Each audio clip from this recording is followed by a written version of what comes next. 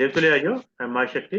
आज स्वाध्याय चिंतन का हमारा क्रमांक है 730 और आज हमारे बीच में आदरणीय SS गोदरे साहब, कमिश्नर इनकम टैक्स कानपुर से हैं। और आपका जो विषय है वो है गीता के सहज भाव, भाग 51, और बहुत जल्दी हमारा समाप्त होने जा रहा है। आदरणीय गोदरे साहब से निवेदन करते हैं आज पर बोल जाकर।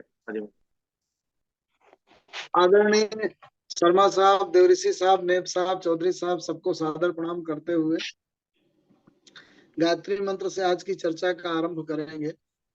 ओम भुवः स्वः तत्सवितुर्वरेण्यं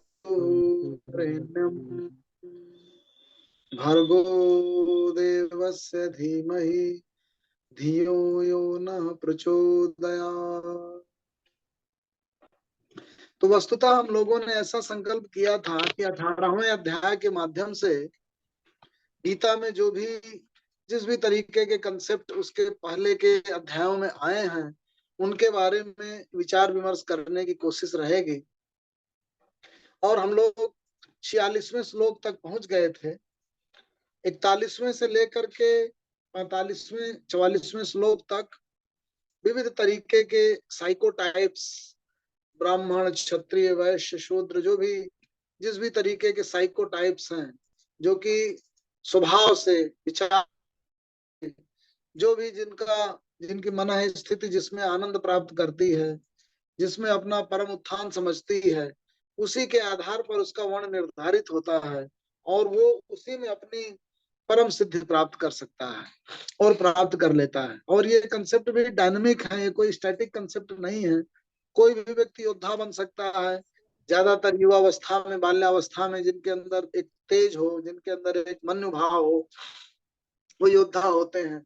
एक समोदमः तपः शौचम शांति आर्जवम एवं, एक शांत प्रकृति, सात्विक मन है स्थिति, समदम की स्थिति, वो एक ऐसे व्यक्ति की होती है। ज्यादातर एक ऐसी अवस्था में जब आदमी ज्यादा मैच्योर हो जाता है।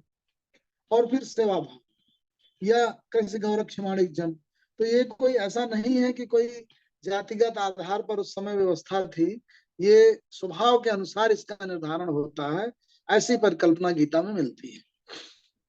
तो श्री कृष्ण कहते हैं स्वे स्वे कर्मणि अभिरता, अपने अपने स्वभाव के अनुरूप कर्मों में जब व्यक्ति अभिरत होता है, आनंदमय होकर के रत होता है, उसमें तल्लीन होता है, उसमें आनंद प्राप्त करता है, उसमें ही अपनी सिद्धि और स्थिति समझता है, उसको कहा गया स्वे स्वे कर्मणि अभिरता संसिद्धिम लभते नर। तो दो चीजों का हम लोगों ने जिक्र किया था कि अपने अस्तित्व की सिद्धि प्राप्त करना और संसिद्धि, परम सिद्धि प्राप्त करना। तो आपके अस्तित्व की परम सिद्धि जो आपकी मौलिक प्रकृति है उसमें अवस्थित होकर, उसमें स्थित होकर आपको प्राप्त होती है। तो ये जो कर्म है, आप जब अपने शरीर और अपने अस्तित्व को उन कर्मों के साथ एक में एक महसूस करते हैं। जैसे मुझे जब भी शर्मा जी से बातचीत होती है तो श्री राम शर्मा जी का, गुरु जी का एक वाक्य याद आता है कि थकान जो होती है वो काम को, कार्य को बोझ समझकर करने की वजह से होती है, कार्य की अधिकता की वजह से नहीं होती है। कुछ लोग बोलते हैं ज्यादा काम किया, अधिक काम किया, काम में ही लगा रहा, नहीं। तो जो थकान है वो एक मानसिक स्थिति, जो बुढ़ापा है, बुढ़ापे की फीलिंग है, वो भी एक मानसिक स्थिति है। कई बार मानसिक रोग और विकार भी एक मानसिक स्थिति और अवस्था होती है, स्टेट ऑफ माइंड होती है। कई लोग कहते हैं प्रेम और प्यार भी एक स्टेट ऑफ माइंड है। तो हमारा जो पूरा जीवन है, हमारा जो प्रकृति है, हमारी जो संरचना है, वो बेसिकली स्टेट ऑफ माइंड ही है। मोस्टली हम किस स्टेट ऑफ माइंड में रहते हैं, हमारा इच्छा क्रिया ज्ञान जब एक साथ एक में एक नहीं होता तो वहां पे इच्छा हमारी कुछ और करने की होती है, कर हम कुछ और रहे होते हैं। हमने अपना जो ट्रेनिंग और अपना निर्माण और अपना जो ज्ञान अर्जन किया है वो कुछ और किया होता है। तो ये जो विभिन्नता है, ये जो पृथकत्व है, पृथक भाव है, भिन्न भाव है, ये हमारे पर्सनालिटी को, हमारे अस्तित्व को स्प्लिंटर्ड कर देता है, स्प्लिट कर देता है, विखंडित हो जाता है हमारा व्यक्तित्व। और जब हमारा पूरा कंसंट्रेशन हमारी इच्छा, हमारी क्रिया, हमारा ज्ञान सब बिल्कुल एक में को होकर, एक दिशा में कंसंट्रेटेड होकर, पूरी एनर्जी चैनलाइज होकर के, एक निष्ठ होकर के जब लगती है तो फिर कार्य की सिद्धि होती है। तो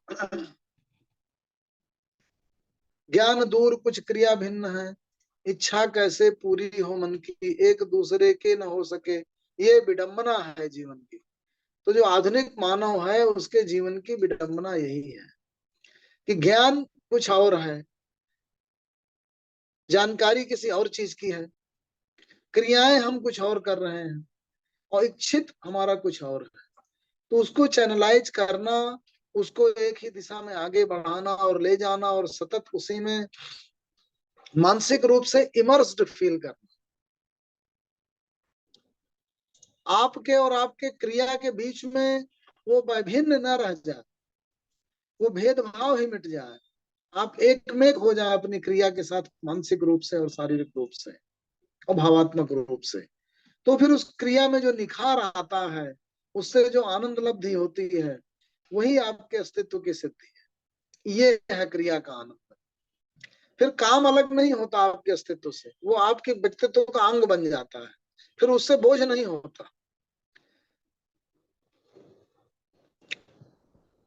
तो यही कहा गया ना, जब आपके मन में किसी बच्चे को लेकर, जैसे आपका बच्चा आपके गोद में बैठा है, अब वो गोद में पेशाब भी कर देगा, वो रोएगा भी, चिल्लाएगा भी, फिर भी वो आपको बड़ा अच्छा लगेगा, आपको बड़ा आनंद आएगा, आपको उसके होने में, उसकी तमाम क्रियाओं में कोई पृथकत्व तो नहीं महसूस होगा, बड़ा अपनापन महसूस होगा। तो ये जो अपनेपन का बोध आता है, वो बहुत श्रद्धा भाव में इतनी शक्ति होती है। जब आप कोई श्रद्धा भाव के साथ बड़ा काम करने जाते हैं, जैसे आप बड़ी यात्रा पर जाते हैं, यात्रा पर जाते हैं, तो कांवड़िए 50-50 किलोमीटर, 60-60 किलोमीटर की बड़ी यात्राएं, और पूरे उसी उत्साह और आवेग और रिदम और श्रद्धा भाव में भर के कि नहीं है तो पुण्य कार्य है, तो बड़ा कार्य है, पवित्र कार्य है, आप कर डालते हैं। तो श्रद्धा में इसलिए शक्ति होती है कि वो क्रिया के साथ आपको एक में कर देती है। तो जो भक्ति का भाव है, श्रद्धा का भाव है, अपनेपन का भाव है, एक में एक होने का भाव है, क्रिया के साथ आपकी पूरी, न केवल संलग्नता भी जब शब्द यूज करते हैं तो उसमें दो का अस्तित्व है कि एक व्यक्ति संलग्न हो रहा है क्रिया के साथ, तो एक क्रिया है, एक व्यक्ति है। जब क्रिया के साथ आपकी परम संयुक्ति हो जाए कि आप और क्रिया का पृथकत्व ही दूर हो जाए और दो न रह जाए, ऐसा भाव आ जाए, आपके ही शरीर से निःसृत होने लगे वो क्रिया, जैसे आपकी ही क्रिया हो, आपका अपनापन हो, आपका अपना कार्य हो, वो स्थिति जो पहुंचती है वो संसिद्धि कराती है। इसीलिए उसको कहा गया स्वे स्वे कर्मणि अभिरता। इसीलिए उन्होंने साइको टाइप, आपका एक पर्टिकुलर टाइम में, एक पर्टिकुलर एज में, एक पर्टिकुलर पीरियड में एक तरह की मन स्थिति हो सकती है। उस मन स्थिति में जैसे आप युद्ध लड़ने गए हैं, तो योद्धापन और आपका अस्तित्व जो है उस युद्ध में ही अपनी अस्तित्व की सार्थकता समझ रहा है, तो उस समय वो योद्धा हो गया। जब घर में किन्हीं और कार्यों में संलग्न होगा तो उनके साथ वो एक में हो रहा है, तो ये भाव है। तो स्वे स्वे कर्मणि अभिरता, इसलिए अभिरत कहा, इसीलिए संसिद्धि प्राप्त हुई, और इसीलिए स्वे स्वे कर्मणि कहा, जो स्वभाव से निःसृत जो कर्म के प्रति आपकी संलग्नता है, एक में होने का भाव है, उसकी तरफ संकेत है। और फिर कहा गया स्वकर्म निरतः सिद्धिम, स्वकर्म में जो निरत व्यक्ति है वो कैसे सिद्धि प्राप्त करता है वैसे, अर्थात शरीर तो संलग्न है ही, मनोभाव से आप कैसे एक हो रहे हैं। तो मनोभाव से श्रद्धा भाव जागृत करेंगे, आप कैसे जागृत करेंगे, यतः प्रवृत्ति भूतानां, जिससे समस्त अस्तित्वों की प्रवृत्ति होती है, निसृति होती है, निकलते हैं, प्रवृत्त होते हैं, बनते हैं।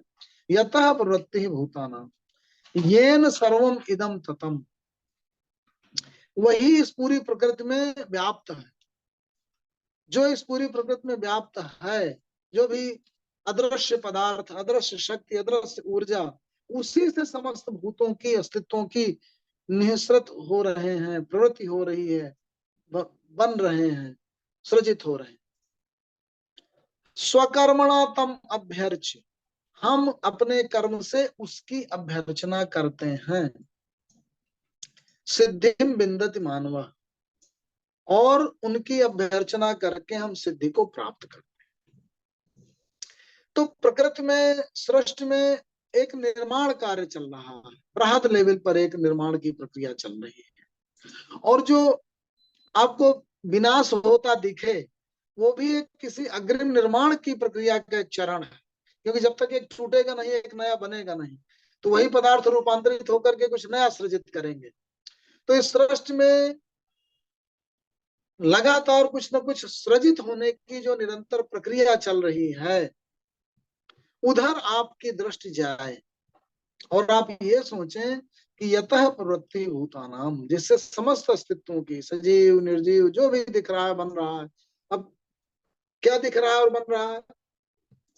ये जो तमाम तारे और ग्रह और उपग्रह दिख रहे हैं, ये millions and millions of year की प्रोसेस में बन रहे हैं।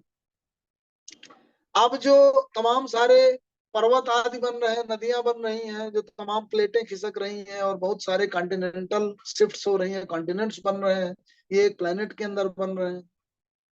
अब इस धरती प्लेनेट पे तमाम तरह के स्ट्रक्चर जो बन रहे हैं, या जो तमाम सजीव निर्जीव संरचनाएं, सजीव ही कोई बीज से पौधा बनता है, फिर वृक्ष बनता है, फिर वो बुजुर्ग होता जाता है, फिर नया वृक्ष बनता है, हंड्रेड्स ऑफ ईयर्स की प्रोसेस में। फिर तमाम जीव जो है जो 200-300 साल रहते हैं, फिर मनुष्य जो लगभग 70-80-100 साल रहता है, फिर और अल्पायु के जीव, कुछ ऐसे जीव हैं जो मिलियंस ऑफ सेकंड्स तक ही रह पाते हैं, माइक्रो सेकंड्स तक ही रह पाते हैं। तो ये तमाम तरह की सृजन और विनाश की जो प्रक्रियाएं चल रही हैं, उन सबको आप गहरे से समझें कि ये प्रकृति में कुछ निर्मित हो रहा है, कुछ बन रहा है, तरह तरह के अवयव मिल करके कुछ सृजित करते हैं, उनका रूपांतरण होता है, फिर नए सृजित होते हैं। तो ये जो सृजन की प्रक्रिया है, यही बेसिकली कर्म है। कर्म की परिभाषा भी उन्होंने यही दी थी।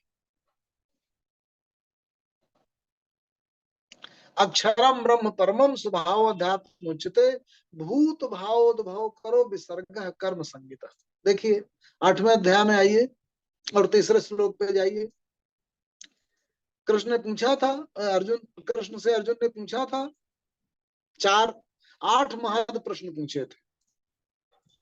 किम तद ब्रह्म, किम अध्यात्मम, ये ब्रह्म क्या है, ये अध्यात्म क्या है, अधिभूत क्या है, अधिदैव क्या है, अधियज्ञ क्या है, व्यक्ति रूपांतरण के उपरांत कहाँ जाता है, ये सब महान प्रश्न पूछे 8वें अध्याय के आरंभ में। क्योंकि 7वें अध्याय के अंतिम श्लोकों में उन्होंने कुछ इस तरीके के कंसेप्ट दिए। साधभूत दैव माम सदयज्ञम चे विदु प्रयाण काले अपक्षमाम ते विदुरुक्त चेतस। तो फिर उन्होंने, अर्जुन ने 8वें अध्याय के शुरू में कुछ महद प्रश्न पूछे कि ये क्या है, अध्यात्म क्या है, अधिभूत क्या है, दैव क्या है, कर्म क्या है, ब्रह्म क्या है। उसके उत्तर में उन्होंने कहा था अक्षरम ब्रह्म परमम स्वभाव अध्यात्म उच्यते। जो अक्षर है, जो विनाश नहीं होता, वही परम ब्रह्म।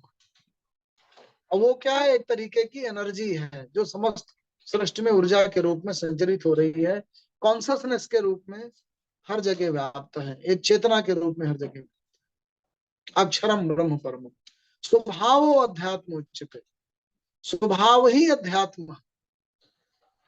आपका जो मूल भाव है, अंतःकरण का जो भाव है, वही आत्मा की अधिसंरचना है, डोमेन है, वही अध्यात्म का क्षेत्र है। स्वभाव, स्वभाव अध्यात्म उच्यते। भूत भाव उद्भव करो विसर्ग कर्म संगीता। कर्म की संज्ञा से भूत किया जाता है, जो भी भूत भाव उद्भव हो रहे हैं, जो भी चीजें बन रही हैं प्रकृति में, निर्मित हो रही हैं, वही कर्म कहलाती हैं। भूत भाव उद्भव करो विसर्ग, ऐसा विसर्ग, ऐसा सर्ग, ऐसी संरचना जो तरह तरह के अस्तित्वों को विनिर्मित कर रही हो, वही कर्म कहलाती है। तो जो कर्म संलग्नता है, वो तरह तरह के इस निर्माण की प्रक्रिया में आपका योग है, वही कर्म। कुछ न कुछ निर्मित हो रहा है, वहां पे आपका संयोग होना, वहां पे आपका जोड़ होना, आपका युक्त होना, उसमें आपका शामिल होना, वो कर्म में आपकी, तो स्वकर्मणा तम अभ्यर्च। तो आप अपनी प्रकृति के अनुरूप किसी न किसी कर्म में, किसी न किसी निर्माण में जब संलग्न हो जाते हैं, तो आप उसकी अभ्यर्चना कर रहे होते हैं, जो समस्त सृष्टि में कुछ न कुछ सृजित कर रहा।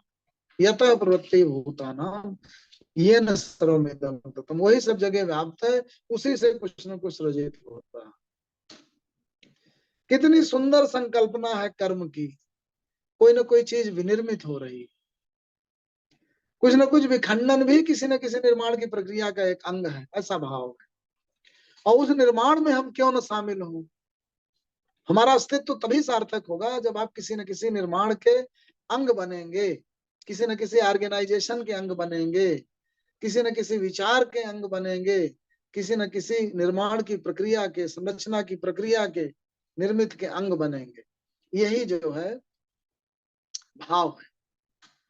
और उसके जब आप अंग बनेंगे तो पूरे अंतःकरण से, पूरे मनोभाव से, पूरी श्रद्धा से जब बनेंगे, तो वही अभ्यर्चना होगी, वही अर्चना होगी, और वही इस पूरी सृष्टि को संचालित करने वाले के प्रति आपकी निष्ठा होगी, आपकी अर्चना होगी। उसी को कहा यतः प्रवृत्ति भूतानां येन सर्वम इदम ततम स्वकर्मणा तम अभ्यर्च्य सिद्धिम विन्दति मान। तो जो गीता में सिद्धि की परिकल्पना है, दोनों परिकल्पनाएं साथ आती हैं, मुक्ति की भी और सिद्धि की भी। यही बार बार हम लोग कहते हैं, सिद्धि आपके अस्तित्व की सिद्धि क्या है, आपके होने की सिद्धि क्या है, किसी निर्माण प्रक्रिया का अंग बनना, उसका भाग बनना, और समस्त बंधनों से मुक्ति पा जाना। और बंधन क्रिएट होते हैं जब आप कर्मों में संलग्न होते हैं, तो मानसिक रूप से कुछ बंधन क्रिएट होते हैं, अज्ञानताएं, जड़ताएं, आकांक्षाएं, ये सब बंधन क्रिएट करते हैं। ये स्वभाव, ये जो गुण है, ये आपके स्वभाव के पार्ट हैं। गुण मतलब रस्सियां जो बांधती हैं, बांध लेती हैं आप, और उन बंधनों को काटना है, और काटेंगे भी आप मानसिक रूप से, मुक्त भी मानसिक रूप से होंगे। बड़ा ही गूढ़ चीज है, जब आप कोई धन संग्रह करते हैं, जब आप कोई घर बनाते हैं, तो आप उस धन से बंध जाते हैं, आप उस घर से बंध जाते हैं। जब आप कोई संबंध बनाते हैं तो संबंध से बंध जाते हैं। जब आप कोई भाव, विचार और प्रोजेक्ट हाथ में लेते हैं तो उससे बंध जाते हैं। अच्छा, क्या आप उससे मुक्त हो सकते हैं? भौतिक रूप से नहीं मुक्त हो सकते, क्योंकि आपके अस्तित्व की प्रकृति यही है कि आप कुछ न कुछ में बंध रहे होते हैं, क्योंकि आप कुछ न कुछ कर रहे होते हैं, कुछ न कुछ सोच रहे होते हैं, किसी न किसी प्रोजेक्ट के पार्ट होते हैं, किसी न किसी गुण और मनोभाव के पार्ट होते हैं, किसी न किसी संबंध के पार्ट होते हैं। देखिए कितना सुंदर शब्द है, संबंध। बंध वहां भी है, लेकिन संबंध है। अब वहीं पे लाना न्यास और संन्यास, बड़े सुंदर शब्द है संस्कृत के। वो बांधने को भी बड़े लिरिकल वे में कहते हैं, संबंध। अच्छा, बिना संबंधों के क्या आप रह सकते हैं? क्या नहीं रह सकते। तो आपका अस्तित्व ही बंधनों की सृष्टि करता है, क्योंकि बिना बंधन के, बिना जुड़ाव के, अच्छा उसी को योग भी कह देते हैं, उसी को संयोग भी कह देते हैं, उसी को युक्त भाव भी कहते हैं। आपको जुड़ना है, कृष्ण जोड़ रहे हैं, सब जगह जोड़ रहे हैं, लेकिन बंधनों से मुक्त कर रहे हैं। क्योंकि बंध जो है वो आपको पंगु करता है, लघु करता है, रोकता है, मुक्त होने से रोकता है, आगे बढ़ने से रोकता है। तो उसके निगेटिव भाव को बंध कह दिया, उसके पॉजिटिव भाव को योग कह दिया। अच्छा, उसी पे अर्जुन कंफ्यूज हो रहा था। 5वां अध्याय याद करिए, 5वें में, संन्यासम कर्मणाम कृष्ण पुनः योगम च संसस। अरे कृष्ण, तुम कहते हो संन्यास ले लो, छोड़ दो, अब पुनः योगम फिर बोलते हो जुड़ जाओ। तो मैं छोड़ू कि जुड़ू? संन्यासम कर्मणाम कृष्ण पुनर्योगम च संसस। कभी इसकी बड़ाई कर देते हो, कभी उसकी बड़ाई कर देते हो। यत श्रेय एतयोः एकम तत्मे ब्रूहि सुनिश्चितम। निश्चित करके मुझे बताओ कि इनमें दोनों में कौन अच्छा है। यही तो कहा था। संन्यासस्तु महाबाहो तत्तुम इच्छामि वेदितुम, फिर 18वें अध्याय के शुरू में भी वही कह देते हैं, संन्यासस्तु महाबाहो तत्तुम इच्छामि वेदितुम त्यागस्य च हृषिकेश पृथक्केशिन सूदन। वो जो संन्यास बार बार कह रहे हो, त्याग बार बार कह रहे हो, उसी का तो तत्व बताओ। तो शुरू से अंत तक बंधना, अमुक्त होना, संन्यास लेना, अयुक्त होना, मुक्ति और बंधन, त्याग और संन्यास, योग, योग माने जुड़ाव और संबंध, वही सब चल रहा है, वही बंधन। तो वो दोनों अभिन्न रूप से, तो बड़ा अच्छा उत्तर भी दिया था उन्होंने, संन्यास कर्म योग च निःश्रेयस करौ उभौ। संन्यास भी निःश्रेयस श्रेयस प्राप्त कराता है और योग भी कराता है। दोनों मानसिक रूप से ही होते हैं, भौतिक रूप से कुछ नहीं होता। यही उनकी स्थापना थी शुरू से अंत तक। संन्यास कर्म योग च निःश्रेयस करो उभौ तयोस्तु कर्म संन्यासात् कर्म योगम विशिष्ट। लेकिन कर्म का संन्यास लेने से कर्म युक्त होना विशिष्ट है, बेहतर है, क्योंकि कर्म से संन्यास केवल मानसिक रूप से ले सकते हो, भौतिक रूप से नहीं। तो ये जो बंधन है, उनकी सृष्टि को कहाँ उत्पन्न हो गए हैं? अविद्या से उत्पन्न हो गए हैं, अज्ञानता से उत्पन्न हो गए हैं, अधिकार भाव से उत्पन्न हो गए हैं। हमने अपने आप को ट्रस्टी समझने की बजाय उसका ओनर समझ लिया है। अच्छा, जिसका ओनर होना चाहिए उसको डिसोन कर देते हैं आप। आपकी बुद्धि को और आपके कॉन्शसनेस को, आपकी इंद्रियों का और आपके अहम का और आपके मन का ओनर होना चाहिए कि ये मेरी सब दासियां हैं, मैं जैसे खाऊंगा वैसे चलें। पर क्या हो जाता है? उल्टा हो जाता है। आप उन्हीं इंद्रियों के दास बन जाते हैं। जिसका ओनर होना है उसके आप दास बन गए, वो आपको चला रहे। मीठा चाहिए, सुंदर चाहिए, स्वादिष्ट चाहिए, विलास चाहिए, भोग चाहिए, उसके बंधन में आ जाते हैं, उसके दास बन जाते हैं। तो जिसका ओनर होना है, जिसे आज्ञा देनी है, उसे आज्ञा नहीं दे पाते, जड़ता हो जाती है। वहां आप किन कर्तव्य विमूढ़ हो जाते हैं, उन्हीं से मजबूर हो जाते हैं। धृतराष्ट्र जैसे महान राजा भी अपने ही मूर्ख और बलिष्ठ पुत्र के आगे कुछ बोल ही नहीं पाते। जहां बोलना चाहिए वहां बोल ही नहीं पाते, और जहां नहीं बोलना चाहिए वहां जबरदस्ती का प्रलाप करते रहते हैं। तो इसीलिए उन्होंने कहा बंधन और मुक्ति को समझना, तो कर्म से सिद्धि प्राप्त करना, कर्मों में संलग्नता और उससे सिद्धि प्राप्त करना, तो वो आएगी किसी न किसी निर्माण का पार्ट बनने से। किसी भी जब आप निर्माण का पार्ट बनते हैं तो आपको बड़ी संतुष्टि होती है कि आपने कुछ चीज निर्मित की, कुछ चीज बनाया। छोटा और बड़ा तो हमारे सापेक्ष मानक है। संस्कृति ने हमें कुछ भाव और विचार दे दिए हैं, कुछ मूल्य दे दिए हैं, कुछ तरीके के चश्मे लगा दिए हैं, तो किसी चीज को हम बड़ा और महत् कहने लगते हैं और किसी चीज को लघु कहने लगते हैं। लेकिन प्रकृति जो है वो चींटी को भी वही श्रेय देती है जब वो चींटी को छोटा सा सृजित करती है, और बड़े से बड़े निर्माण कार्य को भी उसी तरीके से देखती है। इसीलिए तो जब सेतुबंध रामेश्वरम में सेतु का निर्माण हो रहा है तो एक गिलहरी भी जाती है और रेत में पहले पानी में अपने को भिगोती है, फिर वो रेत में जाती है और कुलाचे मार करके अपने शरीर में लपेट लेती है और फिर उसके ऊपर चढ़ जाती है और फिर झाड़ देती है, तो उतना रेत गिर जाता है। तो एक बंदर बड़ा हंसता हुआ कहता है उससे कि अरे तुम ये सब क्या कर रही हो, खेला एक साइड में जाओ, हम बना रहे हैं, बड़ा बड़ा लेके आ रहे हैं पहाड़। तो राम जी जो है उसको पकड़ते हैं, पुचकारते हैं, बोलते हैं नहीं, इसका जो योग है, जिसकी अपनी क्षमता के बराबर, वो इग्नोर नहीं किया जा सकता, और वही इसकी सिद्धि है इसके होने की। तो ये निर्माण की प्रक्रिया का जब आप हिस्सा बनते हैं तो आपके अस्तित्व की सिद्धि मानसिक रूप से भी आपको संतुष्टि प्रदान करती है, एक किसी क्रिया का संरचना का पार्ट होने की अनुभूति देती है, और आपके अस्तित्व की सार्थकता को सिद्ध करती है। तो मुक्ति जब आप पलायन करते हैं, कर्मों से मुक्ति मांगने लगते हैं, जहां पे आपको कर्म होना वहां से आप भागने लगते हैं, तो वो आपके अस्तित्व पर प्रश्न चिन्ह होता है। वो उस रचनाकार के अस्तित्व पर प्रश्न चिन्ह होता है जिसने आपको बनाया है, जो भी समझ करके आपको छोटा या बड़ा बनाया है उसकी क्षमता के अनुरूप, खासकर बुजुर्ग व्यक्तियों से अनुरोध है कि वो अपनी उम्र के अनुसार कहते हैं अब तो हमारा गया, अब तो लड़के करेंगे, अब हम क्या करें, अब हमारी करने की उम्र नहीं रही। कुछ नहीं, आपका उपस्थित होना, आपका मौजूद होना, आपके अनुभव के मुताबिक छोटे बच्चों को जो भी आप गाइड कर सकते हैं आप बने रहें, आप मार्गदर्शन करें। आपका अनुभव ही बहुत पर्वताकार है, आपकी ईश्वर की जैसे उपस्थिति मात्र से काम होते रहते हैं।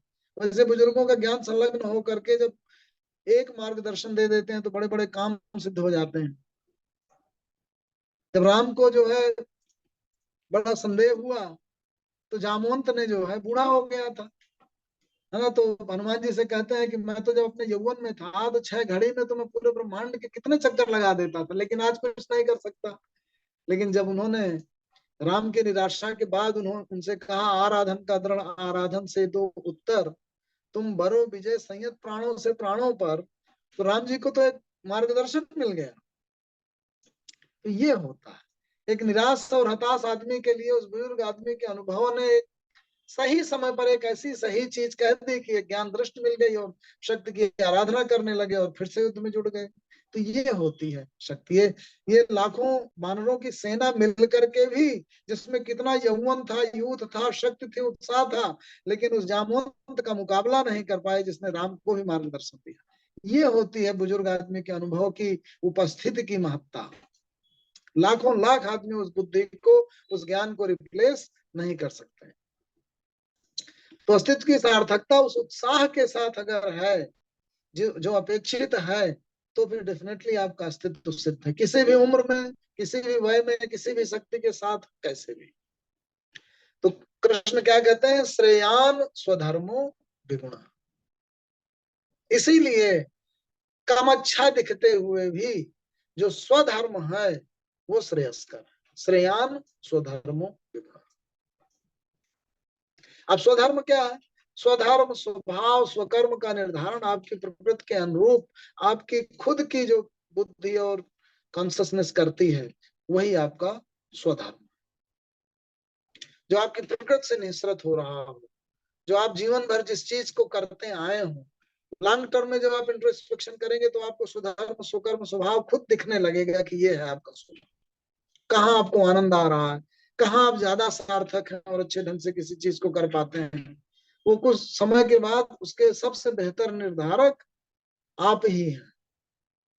या कोई आपको बहुत गहराई से ऑब्जर्व करने वाला व्यक्ति हो, वो आपकी मौलिक प्रवृत्ति की ओर संकेत कर दे कि आप वहां नहीं पहुंच पा रहे हैं, लेकिन मैं आपको इधर इस तरीके से देखता आया हूं और इसमें आप ज्यादा सार्थक हैं।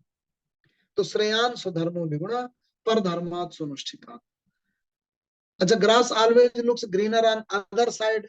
तो दूसरे के द्वारा किए जा रहे कार्य लगता है बड़े उत्तम है, उसको बड़ा आनंद आ रहा है, वो तो बड़ा ही सफल है, वो तो यहाँ सिद्ध हो गया। लेकिन ऐसा नहीं है। जब आप ध्यान से देखेंगे, माइन्यूटली देखेंगे, तो हर एक काम में, हर एक धर्म में, हर एक मार्ग में उसके अपने कांटे होंगे, उसकी अपनी समस्याएं होंगी, उसके अपने लिमिटेशन होंगे। दूर से जो सुपरफिशियल व्यू मिलता है वो उसकी गहराइयों को, उसकी कमियों को नहीं दिखाता है। जब फिर आप मुंगली बन के अपना पथ छोड़ के उसके पथ में चलते हैं तो फिर आप वहां देखते हैं कि अरे यहाँ भी कठिनाइयां थी, मैं अपना क्यों छोड़ के चला आया। तो अंधानुकरण उचित नहीं। अपने ज्ञान के आलोक में, अपने अनुभव के प्रकाश में अपने पंथ को खुद देखें और उसकी आने वाली छोटी मोटी कमियों और समस्याओं को, कांटों को और कठिनाइयों को ये समझ करके उपेक्षित करें कि हर एक मार्ग में, हर एक पंथ में, हर एक जगह में कुछ न कुछ समस्याएं होती होती है।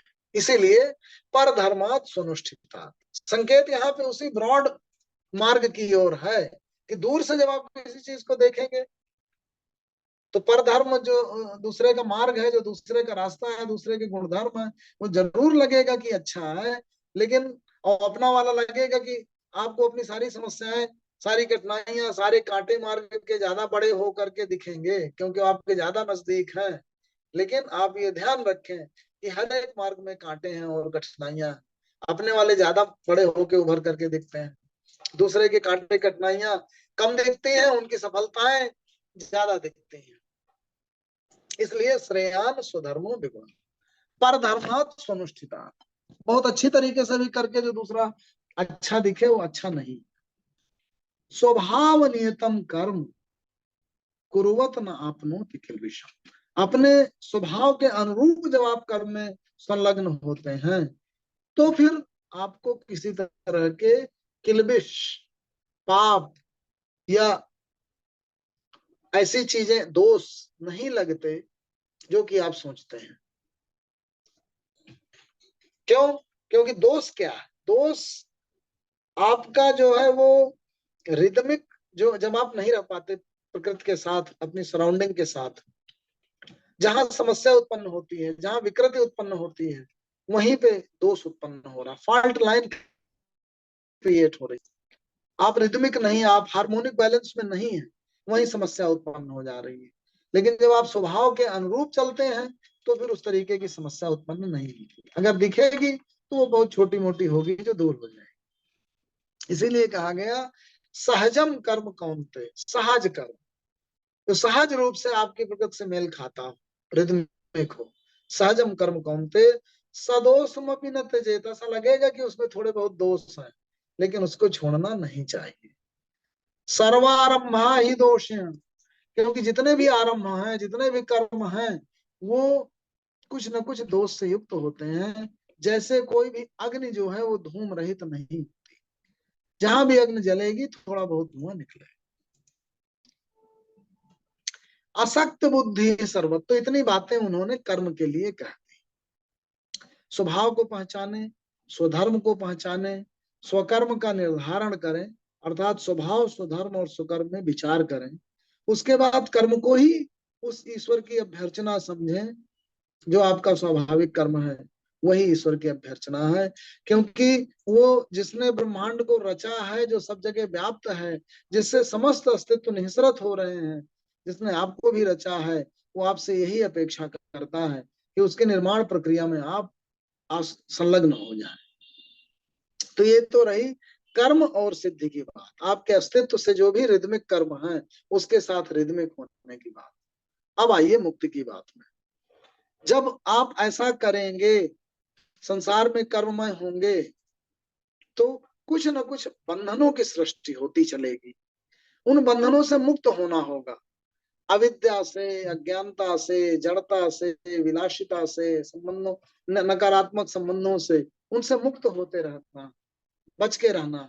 क्योंकि तब आपकी और अधिक सार्थकता, और अधिक कर्म का जो डिजायर्ड रिजल्ट है वो प्राप्त होने की संभावना। इसीलिए उन्होंने कहा असक्त बुद्धि सर्वत्र जितात्मा विगत स्पृहा, जो जितात्मा नहीं है, अपने इंद्रियों का और मन का दास हो गया है, वही बंधन में पड़ जाता है।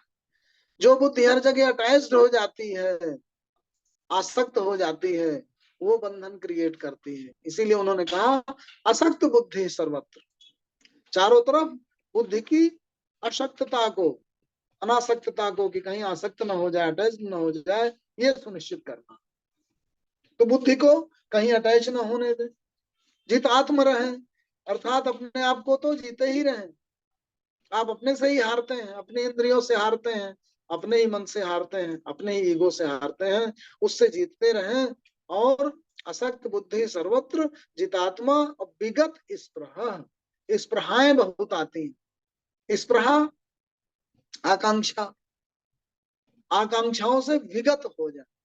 आकांक्षाएं जो है वो आपको बांध देती हैं, बांध के बैठा देती हैं, बधिया कर देती हैं, आपको कमजोर कर देती हैं। तो उनसे ऊपर उठ जाए। अर्थात विगत स्पृहा शब्द क्यों कहा?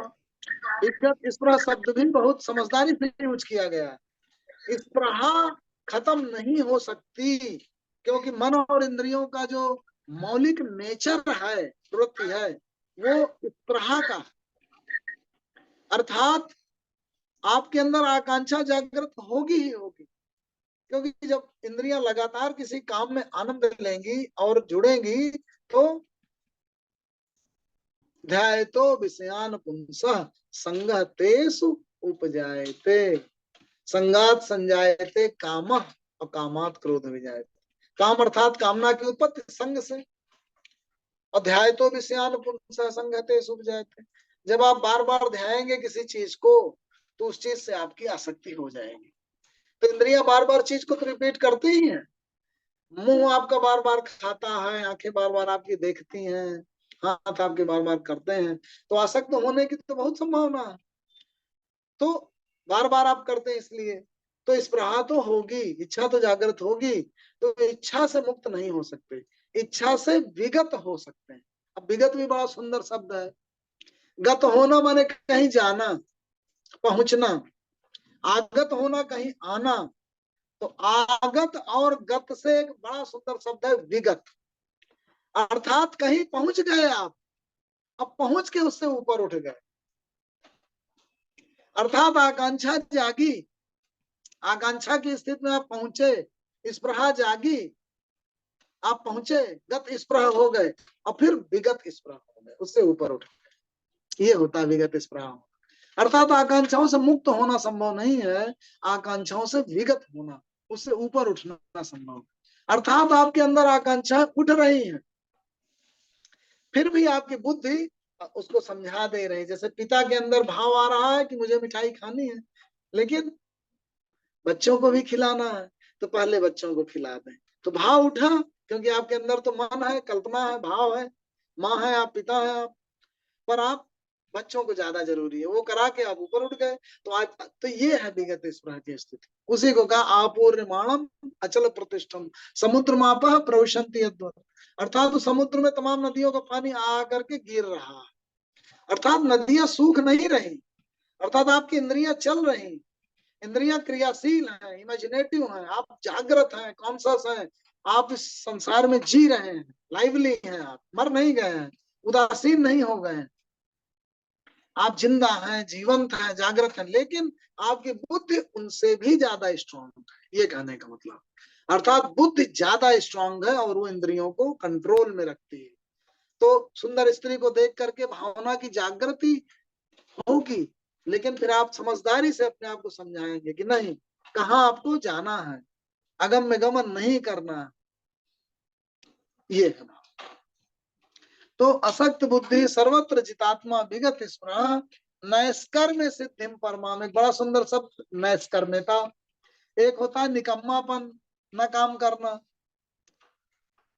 तो वो निकम, एक तो काम काम करने में आपकी युक्ति हो, और एक निकम्मापन, काम ही ना करे, काम से भाग जाए, जो कि बहुत आ जाता है। तमाम सारे जो सो कॉल्ड सन्यासी हैं, कपड़ा रंगा करके जो जरूरी काम है वो भी नहीं करते, बढ़िया पड़े पड़े खाने को मिल रहा है, वो भाव नहीं है। नैष्कर्म्यता का भाव, नैष्कर्म अर्थात कर्म में रत रहते हुए भी, निकर्मता नहीं है, नैष्कर्म्यता है, कर्म में रहते हुए भी उससे मुक्त रह पाना, उसके उससे उत्पन्न होने वाली फल की इच्छाओं से ऊपर उठे रहना, कि फल ना भी मिले तो उसके कुछ कारण होंगे, इसकी वजह से नहीं मिल रहा, फिर भी आप मन को समझा रहे, फिर भी लगे रहे। ये भाव है नैष्कर्म्यता का। नैष्कर्म्यता का मतलब कर्म में संलग्न रखे हुए भी, जैसे जल कमलवत, जल में है कमल, लेकिन वो जल उस पर लिपटता नहीं है, लिपटता नहीं है, ढुलक जाता है, अब पत्तियां मुक्त रहती हैं, जल कमलवत, इसीलिए कहा गया जल से उसकी तुलना दी गई। तो नैष्कर्म्य सिद्धि अर्थात कर्म में रहते हुए भी, उससे मुक्त रहते हुए भी, और फिर सिद्धि को प्राप्त करना। नैष्कर्म्य सिद्धिम परमाम संन्यासेन अधिगच्छति, संन्यास में रहते हुए, कर्म में रहते हुए, मानसिक रूप से संन्यास में रहते हुए अधिगच्छति, पहुंच जाओगे। अर्थात असक्त बुद्धि सर्वत्र जितात्मा विगत स्पृहा नैष्कर्म्य सिद्धिम परमाम संन्यासेन अधिगच्छति, ऐसा ऐसा मन में पहुंचोगे जहां तुमको पहुंच, उस स्टेट में जरूर पहुंचोगे। और सिद्धिम प्राप्तो यथा ब्रह्म 50वां श्लोक है। तो क्या जानो, सिद्धिम प्राप्तो यथा ब्रह्म तथाप्नोति, अपने अस्तित्व की सिद्धि प्राप्त करने के उपरांत ब्रह्म को तुम कैसे पाओगे, वो तुम मुझसे सुनो। तो क्या कृष्ण ने पहले आपके अस्तित्व की सिद्धि बता दी और फिर उसके बाद ब्रह्म की प्राप्ति बताया? तो क्या ब्रह्मत्व की प्राप्ति सिद्धत्व की प्राप्ति से अलग है? क्या ब्रह्मत्व की प्राप्ति श्रेष्ठ है? तो अब तीन कंसेप्ट आ गए। एक मुक्ति की प्राप्ति था, हर जगह संन्यास दे रहे हैं, मुक्ति दे रहे हैं, त्याग की बात बता रहे हैं, बंधनों से मुक्ति की बात बता रहे हैं, कर्म से सिद्ध की बात बता रहे हैं, और ये तीसरी बात आ गई, ब्रह्म की बात बता रहे हैं। ब्रह्म क्या है? बड़ा ही बृहद कंसेप्ट कहा आए थे, याद करिए। चौथे अध्याय में ब्रह्मार्पणम ब्रह्म हवि ब्रह्माग्नौ ब्रह्मणाहुतम ब्रह्मैव तेन गंतव्यम ब्रह्म कर्म समाधि। अर्पण की क्रिया भी ब्रह्म है। बृहद यज्ञ की मेटाफर के द्वारा उन्होंने ब्रह्म कंसेप्ट को बताने की कोशिश की थी कि अर्पण की क्रिया भी ब्रह्म है। ब्रह्मार्पणम ब्रह्म हवि, जो हवि चढ़ाया जाता है, अर्पित किया जाता है, वो भी ब्रह्म है। ब्रह्मार्पणम ब्रह्म हवि ब्रह्माग्नौ, ये जो अग्नि है जिसको अर्पित कर रहे हैं वो भी ब्रह्म है। ब्रह्मणाहुतम, हम जिसे आहूत कर रहे हैं मन में रख करके, वो भी ब्रह्म है। ब्रह्मार्पणम ब्रह्म भी ब्रह्माग्नौ ब्रह्मणाहुतम ब्रह्म एव तेन गंतव्यम, ब्रह्म में ही हमें जाना है, वही हमारा गंतव्य है, अंतिम डेस्टिनेशन है। अब ब्रह्म कर्म समाधिना, ब्रह्म कर्म में समाधिस्थ होकर के आप उस ब्रह्म तक पहुंचेंगे, अर्थात उस कर्म में आपका अधिष्ठित होना ही ब्रह्ममय होना। तो इस तरह से ब्रह्म की बृहद कंसेप्ट को समझाने की पूरे गीता में कोशिश चलती है। और वेदांत में ब्रह्म का जो कंसेप्ट आया है, पश्चिमी आलोचकों ने उसे कहा कि भारतवर्ष में ब्रह्म को समझ लिया तो समझिए सब कुछ समझ लिया। तो जब लोग नहीं जान पाते वो सब कुछ को कहते थे सब कुछ ब्रह्म है। तो क्या है वो ब्रह्म? क्या कंसेप्ट क्या है ब्रह्म का? सिद्धि का कंसेप्ट तो आप समझ गए, कर्म के द्वारा सिद्ध मिले, आसक्त न होने पाए, निराशक्त होकर के जब कर्म में हो, निर्लिप्त होकर के, तो आपको निष्कर्म सिद्धि प्राप्त हो गई, आपके अस्तित्व की सार्थकता मिल गई, आप कर्म में एक हो गए, वही आपकी सिद्धि है। मुक्त रहना, बंधन मुक्त हो पाना, संन्यास की स्थिति में पहुंच जाना मानसिक रूप से, वो आपकी मुक्ति की स्थिति हो गई। तो ब्रह्म क्या है? उसके लिए बताते हैं कि ब्रह्म एक अवस्था है, ब्रह्म एक स्थिति है। ब्रह्म क्या कहा था? अक्षरम ब्रह्म परमम कहा थे, परिभाषित जब कर रहे थे 8वें अध्याय के 3रे श्लोक में, अक्षरम ब्रह्म परमम कह दिया था कि अक्षर ही परम ब्रह्म है, जो क्षरित न हो। उसी को पुरुषोत्तम कहा थे 15वें अध्याय में। आप 8वें अध्याय की परिभाषाओं में देखें, 8वें अध्याय का शीर्षक ही अक्षर ब्रह्म योग है, कि जो क्षरित न हो वही ब्रह्म, अर्थात जो कॉन्शसनेस है, जो चेतना है, वही ब्रह्म। जो भी मटेरियल है, जो भी रूपांतरित होता है, वो प्रकृति है। जो पुरुष है, जो चेतना है, वही ब्रह्म। पुरुषोत्तम योग 15वें अध्याय में आइए, उसमें भी उन्होंने ऐसी ही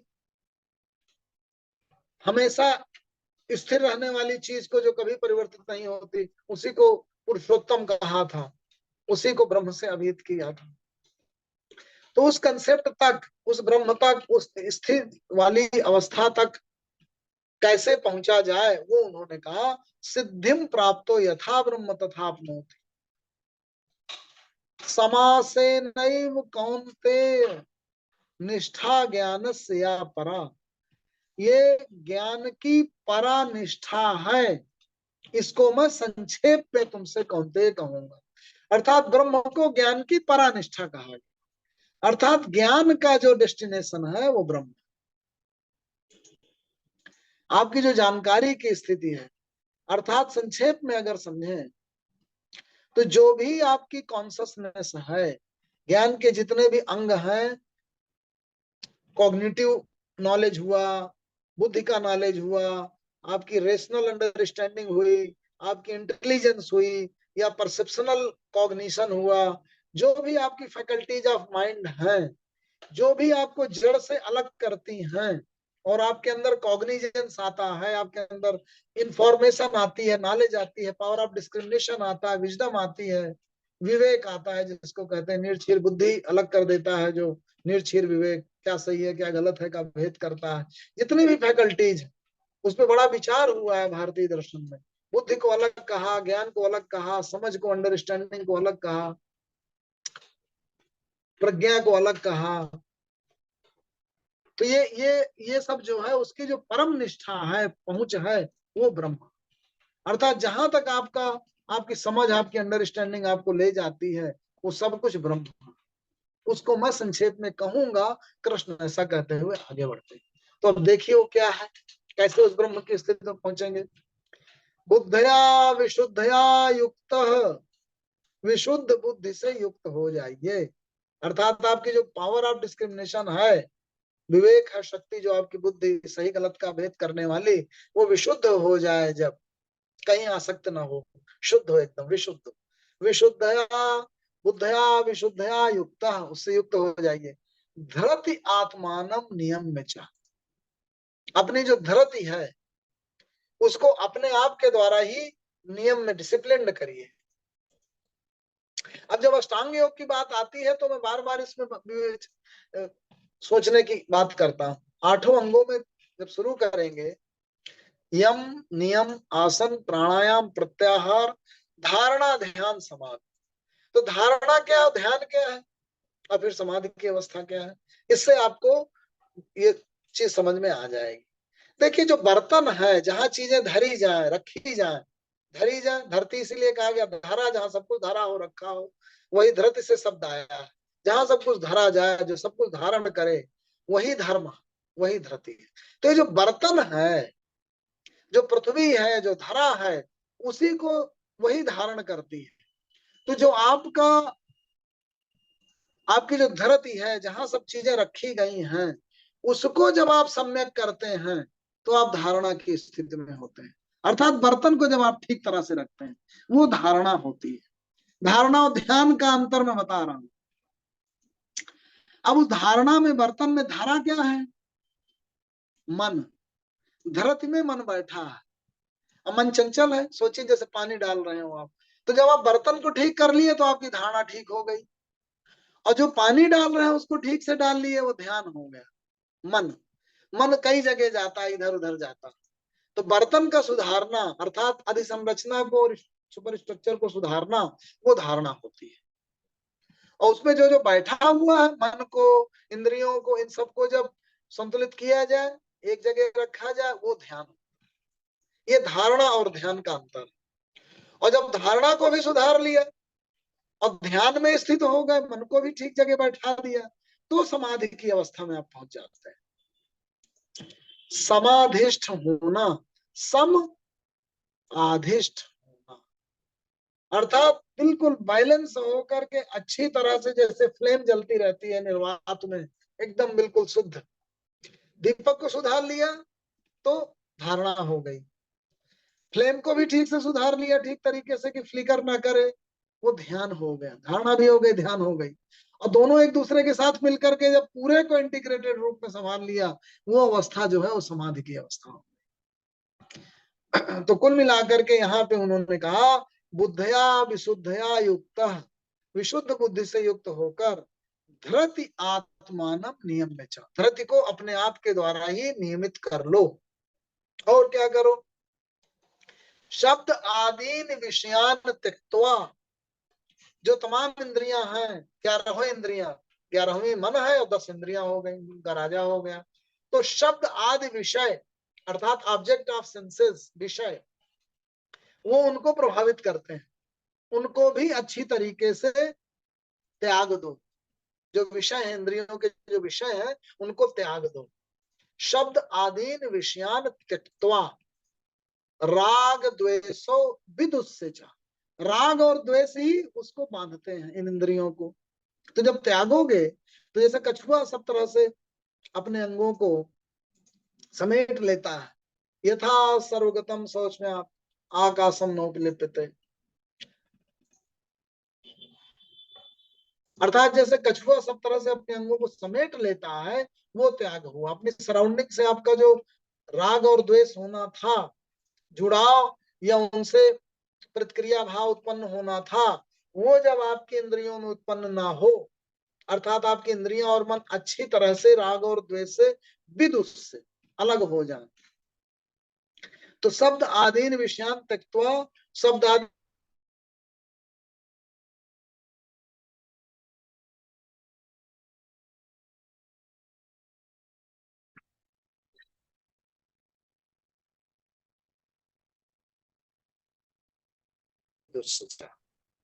तो पहले धरती को ठीक करिए, पहले विशुद्ध बुद्धि से युक्त हो जाइए, फिर धरती को ठीक कर लीजिए अपने आप के द्वारा। धरती आत्मानंद शब्दादीन विषयान त्यक्त्वा, अर्थात शब्द आदि विषयों पर आपकी इंद्रियां और मन संलग्न होते हैं, राग और द्वेष में होते हैं, उनसे आप मुक्त हो जाइए। चरणबद्ध तरीके से आप बढ़ रहे हैं। पहले आपको बताया था कि अपनी प्रकृति को समझो कि पर्टिकुलर टाइम में तुम्हारी प्रकृति क्या है, उसके अनुरूप कर्ममय हो जाओ, फिर उस कर्म से एक मेघ हो जाओ, फिर उससे तुम्हारी सिद्धि मिल जाएगी, फिर उसके बाद विशुद्ध बुद्धि से युक्त हो। अब ब्रह्म ब्रह्म प्राप्त करने की स्थिति में चल रहे हो। कर्मों की सिद्धि तो शरीर से और मानसिक रूप से एक होके मिल गई।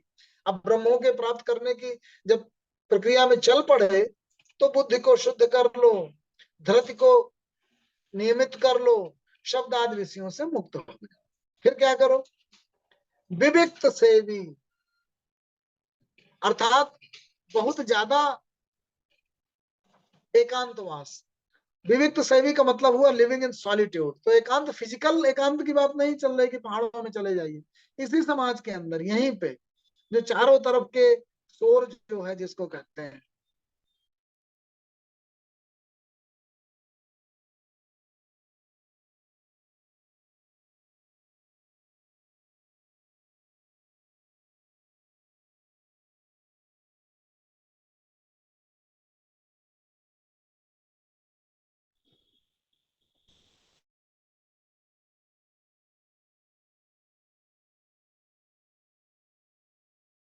आपका स्वभाव निकल आएगा।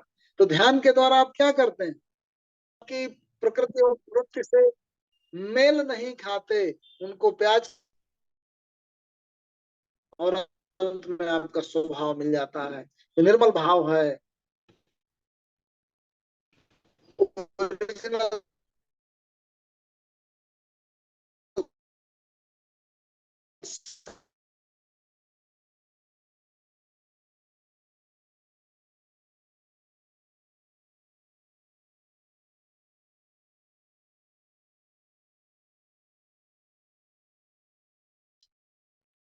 आप भोजन भी खाते हैं, अर्थात जो भी करते हैं जिससे आपका सेल्फ प्रभावित होता है, शरीर को रखने के लिए भोजन खाते हैं, भाव खाते हैं, प्रेम भाव खाते हैं, क्रोध भाव खाते, तरह तरह के भावों को ग्रहण करते हैं, विचार खाते हैं, विचार भी आपके अंदर आते हैं, उन सब से आप कम कम खाइए। बहुत खा लेते हैं, पचा ही नहीं पाते, इतना तरह तरह से ले लिया ज्ञान, यहाँ पढ़ा वहां सुना, सब आपके सेल्फ को डिस्ट्रॉय कर देता है। खूब अर्जित किए ठूसे बैठे हुए हैं और वो पचा ही नहीं, डाइजेस्ट ही नहीं हुआ, तो उससे कोई फायदा नहीं है। अच्छी तरह से ध्यान करके दो चार अच्छे कंसेप्ट को इंटरनलाइज कर लें तो वो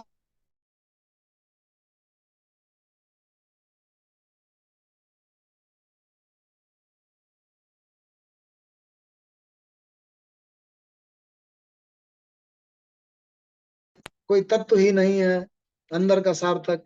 वो अपने आप को महत सिद्ध करने के लिए बैठे हुए हैं, तमाम ग्रंथ, तमाम विचार, तमाम नेता, तमाम गुरु बनने को घूम रहे हैं, जो आप बस मौका पा जाए आपको चेला बना ले। तो उन सब से बचने की जरूरत है। आपका गुरु जो है आत्मदीपो भव, जिसको कहा भगवान बुद्ध ने, श्री कृष्ण ने जिसको कहा कि अंतःकरण में देखो, वही गुरु है, वही आत्मा है, वही आत्मा तुम्हारी गुरु है। कोई गुरु भौतिक रूप से नहीं होता, बस ये विचारों का आदान प्रदान। और ये जो कृष्ण ने खुद कह दिया चौथे अध्याय में, इमं विवस्वते योगम प्रोक्तवानहम अव्ययम विवस्वान मनवे प्रा मनु इक्ष्वाकुवे अब्रवीत। कृष्ण तो गीता का श्रेय भी नहीं ले रहे कि मैं कह रहा हूं। एवं परंपरा प्राप्तम इमं राजर्षयो विदु, ये तो परंपरा से प्राप्त ज्ञान चला रहा। ये है महानता कृष्ण की। गीता तक का श्रेय नहीं ले रहा है कि मैं कह रहा हूँ, वो तो कह रहा है कि परंपरा से चला रहा था, मैं बस सम्मान कर रहा हूँ, तुम्हें पहुंचा रहा हूँ, तो पहले से ही है। तो जो भी सो कार्ड है कि प्रोपाउंडर ऑफ थॉट्स और फिलॉसफीज, वो सब कुछ नहीं है। वो तो इस प्रकृति में ऑलरेडी विद्यमान है, उसकी ओर आपके चक्षु खोल रहे हैं, संकेत कर रहे हैं। तो जो अपने आप को जबरदस्ती पुजवाते हैं, गुरु बनाते हैं, वो महत किताबें अपनी तमाम बड़ाई करती हैं। गीता तो ये तक लास्ट में जो एक बार चौधरी साहब ने यही कहा था कि गीता में 67वें श्लोक में ऐसा क्यों कृष्ण ने कह दिया कि जिसको पसंद हो उसे कहना, ना पसंद हो ना कहना। सर्वधर्मान परित्यज्य मामेकम शरणं व्रज अहम त्वां सर्वपापेभ्यो मोक्षयिष्यामि मा शुचः इदं ते न अतपस्काय न भक्ताय कदाचन न च अश्रूषु वाचम न च मामयो अभिसूयस। जो अतपस्वी हो, जो अभक्त हो, जो मुझसे घृणा करता हो, उसको ये बताने की जरूरत नहीं है। इदम ते न अतपस्काय न अभक्ताय कदाचन, कभी नहीं जरूरत है। और जो मिशनरी हैं, जो क्रूसेड करते हैं, जो धर्म जिहाद करते हैं, जो अपने धर्म के प्रचार के लिए कत्लें तक कर डालते हैं, वो तो कृष्ण इसीलिए उनको मालूम है कि आने वाले समय में आप इतना अहममयी हो जाएंगे कि आपका कुनबा बढ़े, आपका प्रचार हो, आप ही बहुत बड़े शक्तिशाली हो जाएं, तो इसका मिसयूज करेंगे। तो पहले से ही कह दिया कि जो तपस्वी नहीं है, जो भक्त नहीं है, जिसकी आस्था नहीं है, जो मुझसे घृणा करता है, उसको ये कहोगे तो उसे बुरा लगेगा और फिर उल्टा प्रभाव पड़ेगा। तो ऐसा मत करना। जो भक्त हो, जो भाव से युक्त हो, उसको सुनाओगे। वही चीज अगली लाइन में कह भी दी, यह इमं परमं गुह्यं मद भक्ते सुधार्षित भक्तिं मम पराम कृत्वा। जो मेरे भक्तों के सुनाता है वो मेरी परम भक्ति करता है, ये भी कह दिया। दोनों चीजें कह दी एक साथ। अच्छा, बड़ी मजे की बात है, हमारे धर्म ग्रंथों में वो पहले बोलते हैं आगे भी देखो और फिर आ लगा देते हैं सीधे, अर्थात पीछे की ओर मोड़ करके भी देखो। मृत्यु भी देखो, अमृत्यु भी देखो, धर्म भी देखो, अधर्म भी देखो, भाव भी देखो, अभाव भी देखो, ग्रहण भी देखो, अग्रहण भी देखो, तब उसका तत्व समझ में आ जाएगा। अर्थात सबका जब आप निगेटिव भी देखते हैं, निगेटिव भी देखते हैं, पॉजिटिव भी देखते हैं, तो उसकी सार्थक, इसीलिए दोनों सेनाएं खड़ी, अर्थात पांडव भी है और कौरव भी है, और दोनों के बीच में ले जाते। तो आपको ज्ञान की सच्ची प्राप्ति एक रिलेटिव जिसको कहते हैं आइडिया हो जाएगा, तुलनात्मक अध्ययन हो जाएगा, कंपैरेटिव एनालिसिस हो जाएगा, जब दोनों तरह के भाव। यही न्याय की प्रक्रिया में क्यों इसीलिए कहा जाता है कि ऑडी अल्टेरम पार्टेम, अर्थात अदर साइड को भी सुनो, बिना सुने आप नहीं जान पाओगे कि क्या सच्चाई क्या है। और जब सुनते हैं तो आपको बड़ा आश्चर्य होता है कि अरे हम तो यही सोचे जा रहे थे, उसने हमारी जब बताया अपोजिट चीज तो फिर आंखें खुली, तब आप सत्य पे पहुंचते हैं। ये है बात। तो कृष्ण इसीलिए दोनों चीजें कहते हुए प्रतीत होते हैं, इसीलिए कृष्ण पूर्ण है। 13वें अध्याय में हम लोग कहा थे ना कि वो ये भी है, वो भी है, खाली भी देखते हैं, भरा भी देखते हैं। तो कुल मिलाकर के कहने का मतलब ये है कि विविक्त सेवी लघ्वासी, अर्थात जो भी विचार आप आए, जो भी ग्रहण करें, भोजन, विचार, भाव, उसको अच्छी तरीके से डाइजेस्ट करें। यत वाक काय मानस, वाक वाणी, काय शरीर और मानस मन, मन वाणी और शरीर, तीनों चीजों को एक साथ लेकर के कहा कि यत है वो अच्छी तरीके से ट्रेंड है, तभी वो अपनी उस पर पहुंच पाएगा। तो विविक्त सेवी लघ्वासी यत वाक काय मानस ध्यान योग परो नित्यम, नित्य प्रति ध्यान में युक्त होता है, क्योंकि बार बार आपको इंटीग्रेट करना पड़ता है अपने सेल्फ से। जब तक आप सेल्फ से इंटीग्रेट नहीं होते, उससे डिसोसिएट हो जाते हैं, जड़ों से ही कट जाते हैं, तो सच्ची निर्णय तक नहीं पहुंच पाते। तो ध्यान योग परो नित्यम वैराग्यम सम उपाश्रिता, अर्थात विराग में स्थित है, रागमयी नहीं, आसक्त नहीं। तो यहां तक कह के 52वें श्लोक तक 18वें अध्याय के आज की चर्चा का यहीं पे अंत करेंगे, क्योंकि अब क्रमशः हम लोग 18वें अध्याय के अंत तक जाते जाते तमाम सारे जो पिछले अध्यायों में कंसेप्ट आए हैं उनसे जोड़ जोड़ करके चीजों का विश्लेषण करते हुए आगे बढ़ेंगे, ताकि जो गहराई और तत्व है उसके सूत्र खुलते जाएं। धन्यवाद आदरणीय डॉक्टर उदय साहब। हम सब लोग पहले से अनम्यूट हैं, इस संबंध में किसी की कोई जिज्ञासा हो तो आदरणीय उदय सर पूछ सकते हैं, फिर बाद में 2 शब्द आदरणीय देवी साहब बोलेंगे। तो आज बड़ा अच्छा रहा जो आपने भ्रम का और खासकर 7 चीजों का बड़ा समझाया, मतलब ध्यान क्या है, समाधि क्या है सब चीजों का विश्लेषण कैसे किया।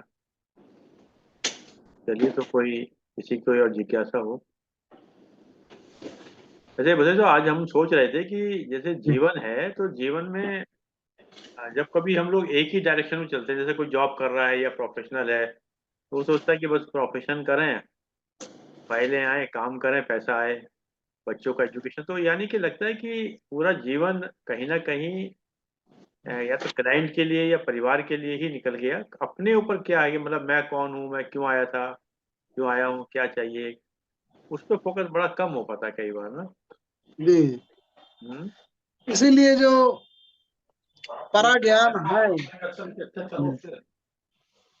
इसीलिए गीता को कहा गया कि गीता जो है वो पराज्ञान का शास्त्र है, हम्म। पराविद्या का शास्त्र है। तो हम्म। हम लोग तो प्राकृतिक विद्याओं पे, प्राकृतिक ज्ञान पे, संसार पे ही उलझे रहते हैं। दृष्टि जो है वो वहां पहुंच ही नहीं पाती। जब पहुंचती है तो लगता है अरे ये तो रह ही गया था। तो ये कहीं ना कहीं ऐसा लगता है कि जो वास्तव में हमें अपने जीवन को चलाना चाहिए, कि हम क्यों आए हैं, क्या उद्देश्य है। और जब आपने अभी बताया कि हम आगे भी देखते हैं, पीछे भी देखते हैं, इसका मतलब हम जन्म भी देखते हैं, मरण भी देखते हैं। तो मरने के बाद फिर हमारी क्या गति होगी, क्योंकि ज्ञाना कर्मों गति के हिसाब से कर्मफल का सिद्धांत तो अटूट है। जी। क्योंकि जैसे कहते हैं ना कि बछड़ा, गाय का बछड़ा अपने माँ को ढूंढ लेता है, तो कर्म हम चाहे कैसा भी करें, छुप कर करें, कैसे करें, कहीं ना कहीं उसका फल आता तो है ही अवश्य। और मनुष्य जो है कर्म करते वक्त में भूल जाता है, कई बार भूल जाता है, या किसी संगत में रहता है, या कोर्स रहता है। तो इस स्वाध्याय चिंतन से कम इतना होता है कि समझने का मौका मिलता है कि हम लोग क्या कर रहे हैं, कैसे कर रहे वही जो माइंडफुलनेस वाले तमाम सारे आंदोलन आज की डेट में चल रहे हैं, हैं। तो आज के व्यक्ति को, बुद्धिमान व्यक्ति को ये समझ में आ गया है कि कॉन्शियस रह के, माइंडफुल रह करके, मतलब खाए जा रहे हैं, चले जा रहे हैं, हम्म। किए जा रहे हैं, तो वो तो पशुवत जीवन हो गया।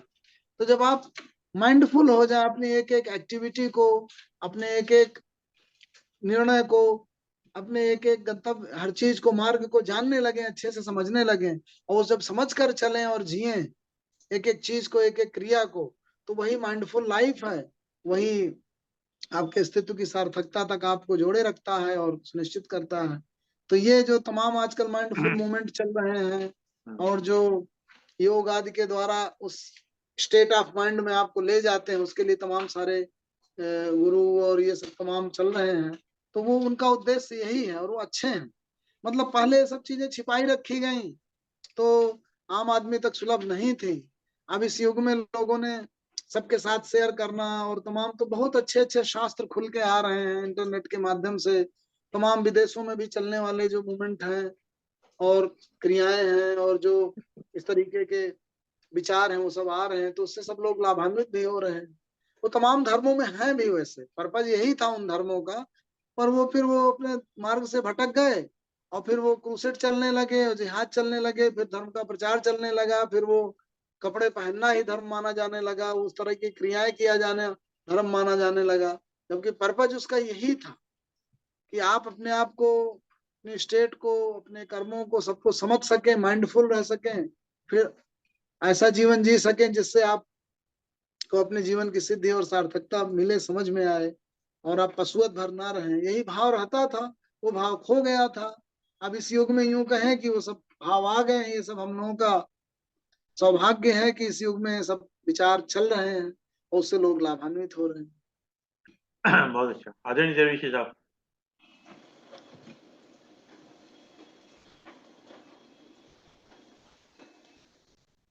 अनम्यूट आपके कर साउंड लीजिए। साउंड बंद है, साउंड।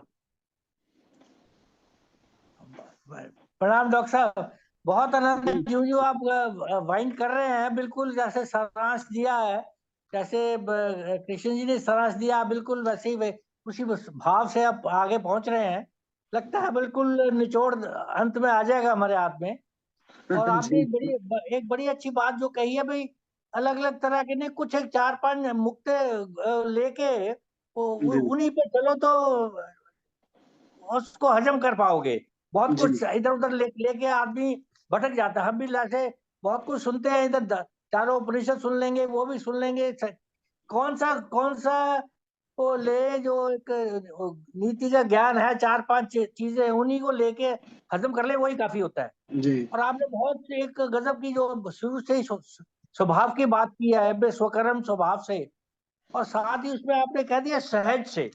जो स्वभाव से आदमी कर्म करता है वो सहज होता है, वो उसको ज्यादा कष्ट नहीं होता करने के लिए, क्योंकि वो जैसे कहते हुए वायु का स्वभाव है ये सुखाती है, अग्नि का स्वभाव है ये जलाती है, तो जी उसे जलाने के लिए कुछ एक्स्ट्रा चेंज नहीं, कष्ट नहीं करना पड़ता है। और सबसे बड़ी बात जो आपने कही है भाई, जो संन्यास है मानसिक रूप से, आप इच्छा से, आपने बिल्कुल बहुत अच्छी बात कही, इच्छा से मुक्ति नहीं मिल सकती कभी भी। जो आपने एक बड़ा अच्छा शब्द आज निकाला, विगत विगत विगत संभव है, विगत होना संभव है, लेकिन मुक्ति नहीं मिल सकती। और क्रिया का एक किसी रचना में आपका योगदान है, वो जो अगर आप अब जो भी देख ले, बस कि मैंने एक फैक्ट्री बनाई है, खजारिया सिरेमिक को मैंने स्टार्ट किया आज, वो कर्म में जो तृप्ति मिलती है तो यार मैंने कुछ बनाया है, उसमें सहभागी रहा हूँ, तो ये जीवन का एक जो कार्य, किसी अच्छे कर्म में एक कर्म करना, और कर्म से सिद्धि, ज्ञान से मुक्ति। और आप लास्ट में बोला भाई, आपने कहा ज्ञान का लक्ष्य डेस्टिनेशन ब्रह्म है, मतलब आप सबका मुद्दा फाइनली ब्रह्म ही आ गया, भाई ब्रह्म में होना ही सब चीजों का अंत में यही है, चाहे कर्म से ब्रह्म पे पहुंचो, चाहे ज्ञान से पहुंचो, है सब वही पहुंचाते हैं आपको। जैसे एक बार पहले भी ये प्रश्न आया था कि कर्म योग अच्छा है, भक्ति योग अच्छा है, ज्ञान योग अच्छा है, तो बात सारी तीनों में जाते एक ही जगह है, ब्रह्म में जाते हैं। जी बहुत ही अच्छा है। और बुद्धि से मुक्ति हो जाती है। और समाधि, धारणा ध्यान और समाधि, इसका आपने बड़ा अच्छा विश्लेषण दिया, बहुत ही उत्तम। तो ये हम लोग अनुभव भी करते हैं। बिल्कुल आपने एक एक करके में पहला स्टेप यहाँ धारणा से, बाद में आप ध्यान में जाओगे, फिर समाधि में पहुंचोगे। जी बहुत आनंद आया। और लास्ट में आपने मन कर्म वचन से तीनों का क्या बताया, भाई इंद्रियों का त्याग करके राग द्वेष से मुक्त हो जाओगे तभी। बहुत अच्छा, भले आप गीता का सारांश लगता है, बाकी सब अध्याय की जरूरत ही नहीं है, इसी में सब कुछ आ जाता है। जी बहुत ही आनंद आया, बहुत बहुत धन्यवाद आपका। पर इसको हम पचाने की कोशिश करेंगे, जैसे आपने बताया बहुत कुछ आप खाते रहोगे तो पचा नहीं पाओगे, तो हम हमारी कोशिश हम सब लोगों की, हमें मेरी भी राय है कि जो जितना 50 हो उतना ले लो, और कुछ एक चीजें खाओ काम काम की, ताकि ज्ञान ज्ञान की वृद्धि हो, अब और मुक्ति मिले और ब्रह्ममय हो जाए हम। बहुत जी बहुत उसी की तरफ ले जा रहे हैं। बहुत बहुत धन्यवाद आपका, कोटि कोटि धन्यवाद। धन्यवाद देवी साहब। एक चीज और देखिएगा, हमारे आदरणीय भदौरिया साहब के अंदर जैसे इनकम टैक्स कमिश्नर है, तो जैसे सेक्शन को प्रयोग करते हैं ना कि कौन से सेक्शन में कौन चीज कहाँ होगी, ऐसी 18 अध्याय में दूसरे अध्याय में क्या है, तीसरे, तो एक दूसरे को इंटरलिंक करते हैं, मतलब हाँ इन्होंने तो आज एक बात बहुत कड़ी कही है, हाँ कभी अपनी बात तो सुनो, उसकी जब हाँ बात सुनोगे तब पता चलता है, हाँ। अरे ये बात तो मुझे पता ही नहीं थी। तो वो सेक्शन दूसरे से वहां है। और ये भी याद है कि वीएन बहुत चौधरी साहब अच्छा ने कौन सा होता है। सवाल कब पूछा, मतलब देखिए ना, हाँ उन्हें याद है बिल्कुल, कि चौधरी बहुत साहब अच्छा ने है। कौन से अध्याय का कौन सा प्रश्न कब पूछा था। तो ये बहुत विलक्षण प्रतिभा है, हाँ मतलब इनकम टैक्स में होने के बावजूद मैं ये समझता हूँ कि स्टाइल गीता के बहुत साथ हो। अच्छा है, बहुत अच्छा स्टाइल है, क्रॉस रेफरेंस करते हुए। हाँ डॉक्टर साहब एक प्रश्न रह गया थोड़ा सा, इसमें करने के बाद आया था, जो जी स्वभाव की बात है, तो इसका मतलब कि स्वभाव का हमारा अपना बनाया हो तो नहीं है, स्वभाव का, हर स्वभाव से ही कर्म कर अगर होता है, तो ये स्वभाव तो पुनर्जन्म से आया हुआ है हमारे। और लास्ट में आपने कहा कि जो अंतर चेतना का स्वभाव है वो विशुद्ध स्वभाव वही आ जाता है, लेकिन हर एक का स्वभाव तो अलग है, इसके बारे में जरा बताएंगे। हर प्रत्येक जी मनुष्य का स्वभाव अलग है। तमाम सारे जो साइकोलॉजिस्ट हैं वो इसका स्टडी करते हैं कि जैसे बछड़ा पैदा हुआ तो बछड़े के अंदर तो कोई इंड्यूस्ड नॉलेज या कोई ट्रेनिंग है नहीं, वो पैदा होते ही पहले गिरता है, फिर गाय उसको धीरे धीरे चाटती है, फिर वो उसका मुंह उसको भूख क्षुधा लगती है और वो थन तक पहुंच जाता है और दूध पीने लगता है। तो ये जो सॉफ्टवेयर उसके अंदर इनबिल्ट है, हाँ ये जो इंस्टिंक्चुअल बिहेवियर है, उसके बेसिक इंस्टिंक्ट के अंदर कोई ना कोई सॉफ्टवेयर तो इनबिल्ट था, जिसकी वजह से वो पशु भी जो रिक्वायर्ड है उसके अंदर से और उसके जीने के लिए रिक्वायर्ड है, वो कहीं ना कहीं तो सॉफ्टवेयर भरा हुआ था, तभी तो ऐसा पैदा होते ही वो करने लगा। यही मैं पूछना चाह रहा था। ये जो इंस्टिंक्चुअल बिहेवियर है, जो आपकी बेसिक इंस्टिंक्ट से निकल रहा है, ये जैसे आपको क्षुधा लगती है, आपको ममता जागृत होती है, आप दुखी होते हैं तो आप रोते हैं अकेले में, फिर जब सफलता मिली तो बहुत खुश होते हैं, तो ये बहुत इंस्टिंक्चुअल बिहेवियर है। तो ये जो जीवन है, जो व्यक्ति है या जो और दूसरे जीव हैं, उनके अंदर जो इनबिल्ट सॉफ्टवेयर है, तो शेर का स्वभाव जैसे कुछ एक अंदर से हिंसात्मक होता है, तितली है वो अंदर से रागात्मक होती है, गाती हुई जाएगी, ऐसे ऐसे उड़ेगी। तो कुल मिला के कहने का मतलब कि फूल का, पशु का, सिंह का, बछड़े का, सबका अपना अपना एक इंस्टिंक्चुअल स्वभाव है, उसकी तरफ शायद संकेत है इधर। तो ये इतना गुह्य है कि तरह तरह से अभी तक भी जो लर्न स्किल्स होती हैं, जो फिर अपने बड़े होकर के आपकी बुद्धि आपको समझाती है, ठीक है, तमाम सारे जो साहित्य में रस आदि हैं वो बहुत बाद में समझ में आते हैं, ठीक है, जो प्रेम की प्रवृत्ति है। आपका साउंड सब साउंड आपको बचपन में होता है, फिर एंटी सेक्स अट्रैक्शन होता है, आप एक स्त्री की ओर पुरुष आकर्षित होता है, स्त्री पुरुष की ओर आकर्षित होती है। प्रकृति ने बड़े सुंदर तरीके से बनाया हुआ, अगर वो आकृष्ट न हो, एक दूसरे से न मिले, तो सृष्टि ही आगे न बढ़े। तो उसके अंदर आनंद की सृष्टि करना, सुख और एक दैहिक आनंद की सृजना करना, ये प्रकृति ने, कुदरत ने इसको इस तरह से बनाया है कि ये सब चीजें हैं। तो कुल मिलाकर के कुछ चीजें सीखी हुई होती हैं, लर्न होती हैं, कुछ अंदर से ही इनबिल्ट होती हैं, कुछ में आप मॉडिफाई और करते हैं, फिर कुछ और ज्ञान अर्जन होता जाता है, फिर एक स्टेटिस्टिक्स के द्वारा आप सही गलत का निर्णय करते हैं, कि फिर कुछ संस्कृत सापेक्ष निर्णय होते हैं। आप वही चीज आदिवासी व्यवस्थाओं में जाएंगे तो उस चीज को बोलेंगे कि कोई बात नहीं है, तो शायद स्वाभाविक है। पशुओं में देखिए, तमाम लोगों में नर-मादाओं के बीच में संबंध स्थापित हो जाते हैं, उसको बहुत ऑर्डिनरली लेते हैं। लेकिन एक ह्यूमन सिविलाइजेशन में एक विवाहित पुरुष से ऐसी अपेक्षा नहीं की जाती कि वो अपने स्थायी संबंध को तिलांजलि देके, है ना, रोजमर्रा में एक नया संबंध स्थापित करे, तो एक मूल्य बदल गया। लाइट चली गई लगता है। जी जी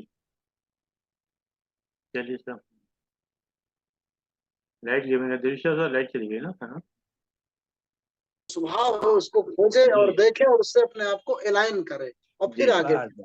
इसमें डॉक्टर साहब एक चीज और भी है कि जो सहज कर्म करने की बात आपने कही है, उसका ये मतलब है आप स्वभाव के मुताबिक ही आप आगे जीवन में बढ़ेंगे। हाँ, उसको उससे अलाइन करते हुए आगे चले।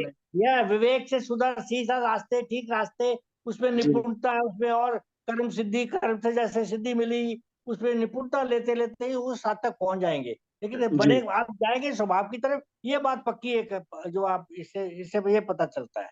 जी जी बहुत बहुत धन्यवाद आदरणीय देवी साहब, धन्यवाद आदरणीय डॉक्टर सदोदे साहब, आपने समय निकाल के समय दिया। और जैसा कि एक विचार के साथ 3 बार ओम के साथ अपनी बात समाप्त करते हैं। आज का विचार, खुशी के लिए बहुत कुछ इकट्ठा करना पड़ता है, खुशी के लिए बहुत कुछ इकट्ठा करना पड़ता है, ऐसा हम समझते हैं, किंतु हकीकत में खुशी के लिए बहुत कुछ छोड़ना पड़ता है, ऐसा अनुभव कहता है। जी आइए 3 बार उनको उच्चारण करते हैं।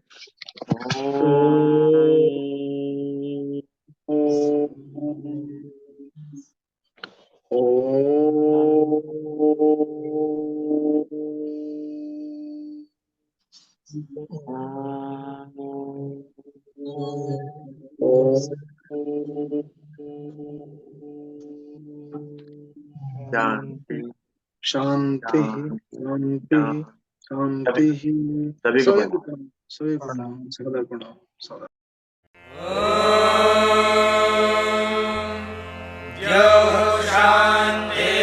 शान्तिरन्तरिक्षं शान्तिः, पृथिवी शान्तिरापः शान्तिरोषधयः शान्तिः, वनस्पतयः शान्तिर्विश्वे देवाः शान्तिर्ब्रह्म शान्तिः, सर्वं शान्तिः शान्तिरेव शांति